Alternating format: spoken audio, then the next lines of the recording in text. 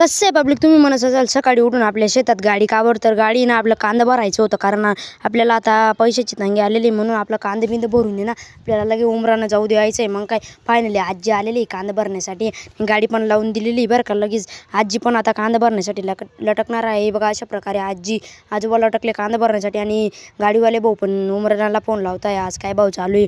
मग काय finally गाडीवाल्यांनी phone बिन लावला. आणि तुम्ही म्हणत असाल एकदा तुम्ही कुठे चालले, आपल्याला जायचं आहे सडगाव गावात. कारण आपल्या पिंपळा मातेची यात्रा आहे, आणि पिंपळा मातेचं दर्शन घेण्यासाठी पण जायचं आहे. मग काय आपल्या मामांनी पण नवीन रिक्षा घेतलेली, तिच्यामध्ये बसलो बरं का फायनली. मग काय आपला लहान भाऊ, मी, आणि आपल्याला सप्तशृंगी आईच्या गडावरती पण जायचं आहे बरं का पायी चालत. मग काय फायनली इथं पोचलो बरं का आपल्या सडगाव गावात. कारण आम्ही ना वरती राहतो बरं का, वरच्या तालवदी वरती, आणि खाली आपले काका राहतात. आणि हा बघा आपला काकाचा मुलगा आहे, आणि आपल्याला आता जायचं आहे यात्रेमध्ये बरं का.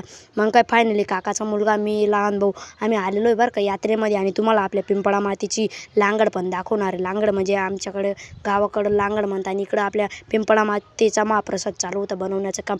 इकडे आपल्या गावात लांगड मायचं लाकडीच सर्व काम राहतं. आणि इथं बँड पण आलेला आहे, बँड. आणि इथं लांगड मायचे बैल तर बघा कशा प्रकारे उड्या मारताय.